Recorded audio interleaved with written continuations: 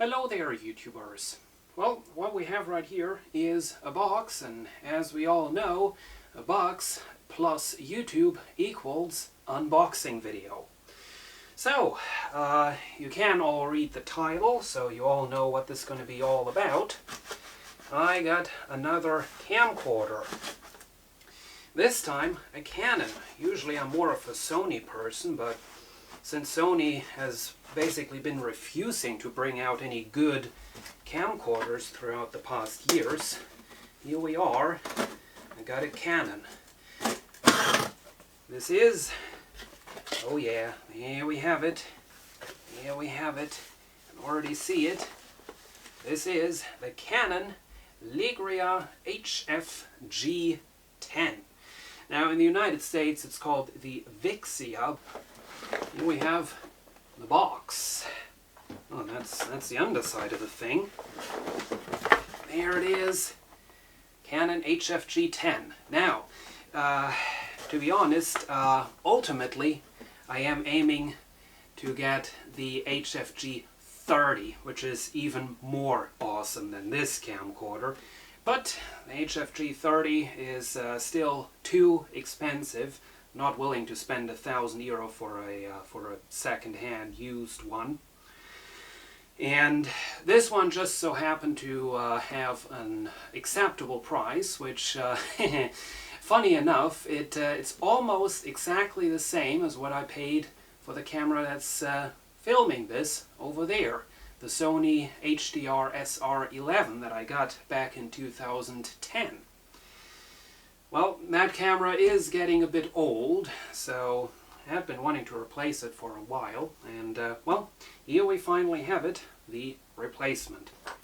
So, let's go ahead, open this up, and get a piece of paper here that, well, okay, that's a bad copy of the receipt when he bought this.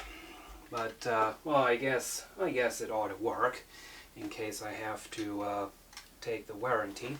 There is still a tiny little bit of warranty remaining on this. Anyway, here we have a charger. It's kind of small, kind of light, and as you can note out here, it's kind of plasticky as well. But that doesn't matter. You get the usual power cord.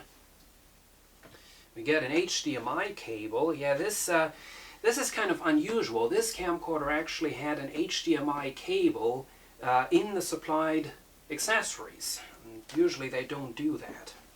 There it is. Here we have a replacement battery, a second one, supposedly.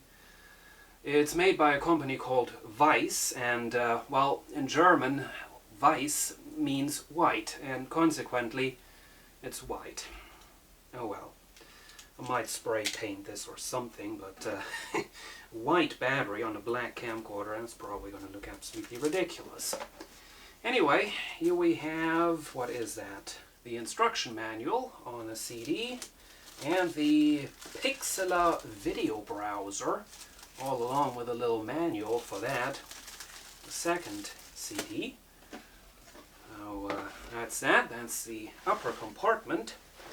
And here we have, oh, it's finally getting exciting.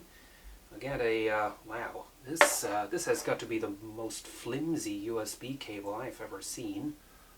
And the shortest one as well. Oh well. I get the instruction manuals. And audio video cable, just a classic mini plug to RCA type of thing, still sealed. This is the lens hood, very exciting. Wow, this thing's quite huge. Here we have a tiny little remote control,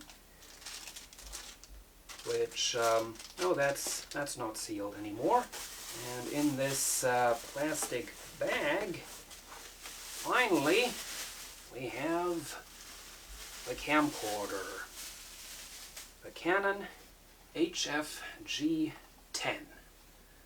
This is looking quite professional, much nicer than the Sony that I'm using to record this. No glossy, shiny plastic that always looks filthy on this one, which is nice. Big lens hood. It has to be this big. This has a very, very wide lens, much wider than on the Sony. It does have a classic lens cap, which unfortunately is missing. I did not get it along with the unit, so I'll have to see if I can find another one in my parts bin. Nice big focus ring. That's something I missed on the Sony. It just had a tiny little manual wheel that after a few years pretty much quit working. Proper stereo microphones mounted off to the sides. Much better than on the Sony as well. On the Sony I just had one of these stupid surround sound microphone setups up on top. When you're indoors, it just picks up the sound as it's being reflected from the ceiling.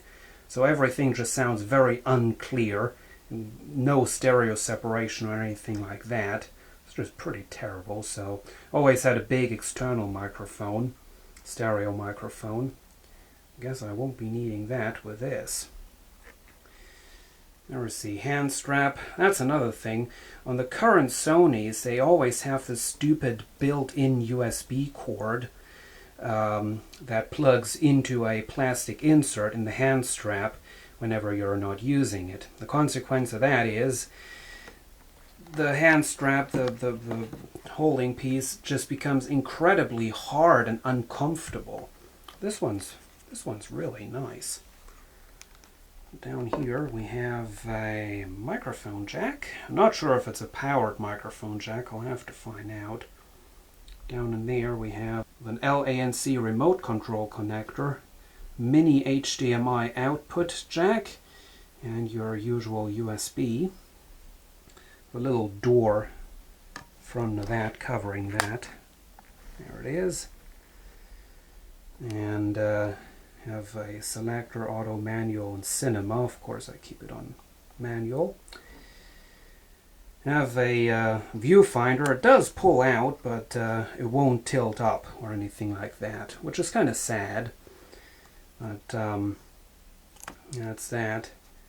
There is Canon's proprietary accessory shoe right there with some electrical contacts.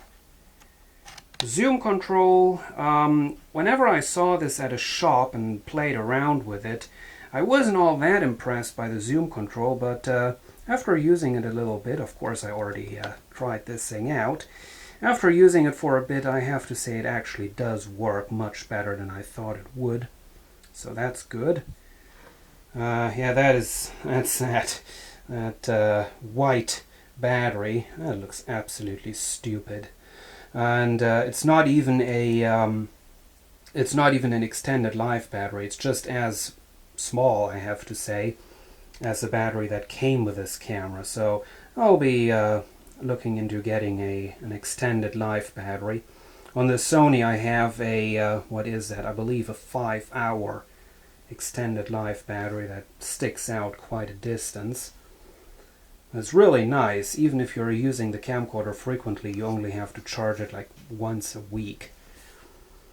And yeah, most of the differences that this has from the HF G10 are in this area. It has a big rocker professional style zoom control instead of this. It does not only have the proprietary accessory shoe, it also has a standard one up front, which is nice.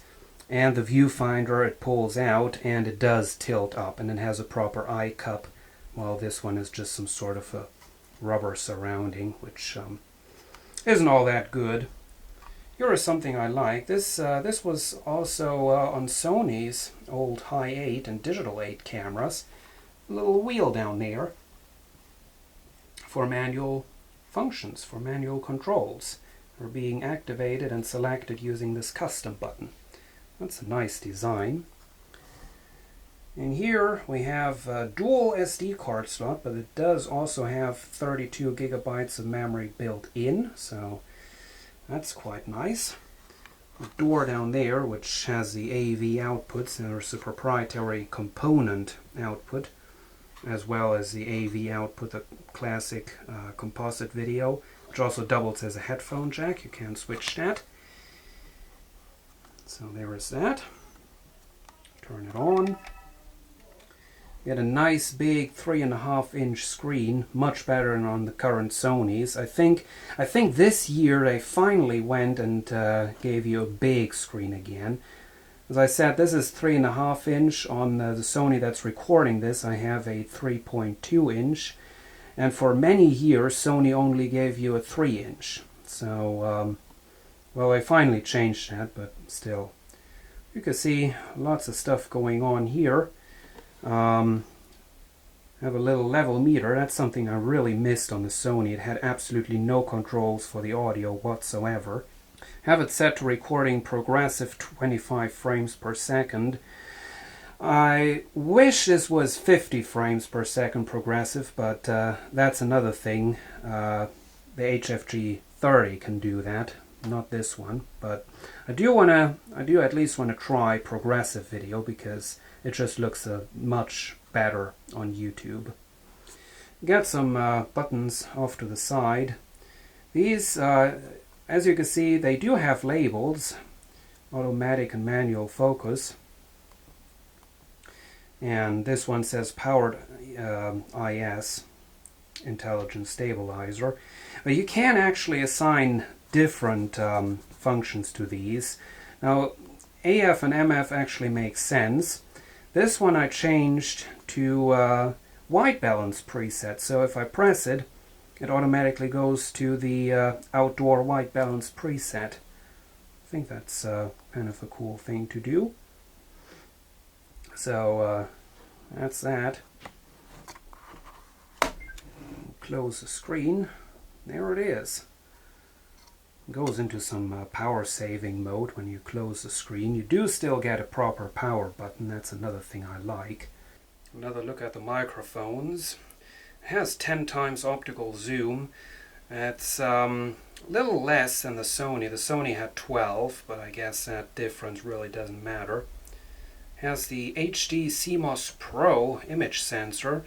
It has just as many pixels as it needs for full high definition. And it's a very big, it's like a 1/3-inch image sensor, so it's extremely light sensitive. And it really is. I already tried it and it's absolutely amazing. It was making some pretty good pictures in almost complete darkness. That's remarkable. Much better than on the Sony. And of course, optical image stabilizer. And here we have a bit of a comparison. There is a Canon, there is the Sony. You can see, now first of all, the Canon is, if I take off this microphone and the extended life battery, the Canon would be just as big as the Sony setup. Actually, it would be, well, it might actually even be bigger, but that's good. This one is actually a bit more light than the Sony, but that's probably because this one has a big battery, this one doesn't. Thanks for watching, and see you again soon.